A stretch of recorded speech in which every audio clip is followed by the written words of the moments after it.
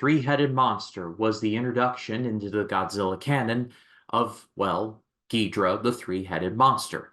Basically, Godzilla's primary villain that has been there pretty much up until the present time. It's been up to up to the MonsterVerse.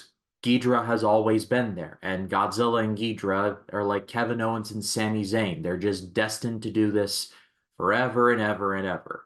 But he made his debut in his own self-entitled movie, Ghidorah the Three-Headed Monster. Ghidorah the Three-Headed Monster is a dragon from space. There is a warning of his coming by a princess from the planet Venus, who warns the Earth that Ghidorah is coming to wreck shop. And so it's up to Godzilla, Rodan, and Mothra to stop Ghidorah. And out of all of the movies I've covered so far in this series, this is the most monster mashy of them all. We got a little taste of it with the last movie, Mothra versus Godzilla, but this time around it is peak Monster Mash. In my research, I found that Toho actually released Ghidorah the Three-Headed Monster as a bit of a second choice, because their first choice was to release on December 20th, 1964, a movie called Redbeard, which would have been directed by Akira Kurosawa. Yeah, you may have heard of him.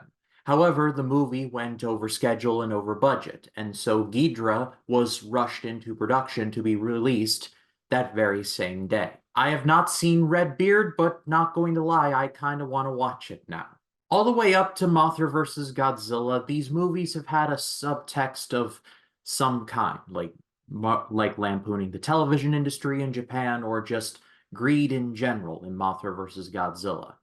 The subtext is almost non-existent in this movie, and it really just seems like we're on the slippery slope to getting these movies getting a lot more silly, and we will get there eventually, especially when it comes right down to Ebirah, the Horror of the Deep, but more on that later on this week. But this is the beginning of these movies kind of not being necessarily allegories, and these movies just being an excuse to get Godzilla on screen so that Godzilla can fight someone. Now, I'm not saying that this is a bad thing. What I'm saying is that up to this point, these Godzilla movies have been not necessarily like works of art or anything, but there was at least some attempt to try and be more than just have Godzilla fight a demon or a monster or something or other. But starting with Ghidorah the Three-Headed Monster and working its way throughout the rest of the Showa era, there was a lot less emphasis on them trying to be deep, if you will. With that being said, though, the ending of this movie is low-key just fantastic.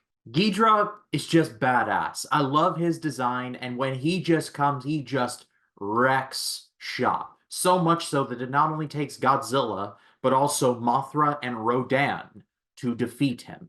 The last little bit of this movie is just all like monsters fighting each other, and it is well worth the wait. It is a bit of a wait, but it is well worth the wait. For me personally, I would recommend Mothra vs. Godzilla over this. However, I'm going to give it the same rating. I'm going to give Ghidorah the Three-Headed Monster a great rating. I love the designs, I love the action. Story is a bit dry, and it would get drier as the Showa era would continue. However, this was a lot of fun. But I pass it off to all of you. What did you think of Ghidorah the Three-Headed Monster? Let me know in the comments. Love to read what you have to say. And stay tuned for Wednesday, where I will be covering... Well, yeah, remember what I said about these movies starting to get silly?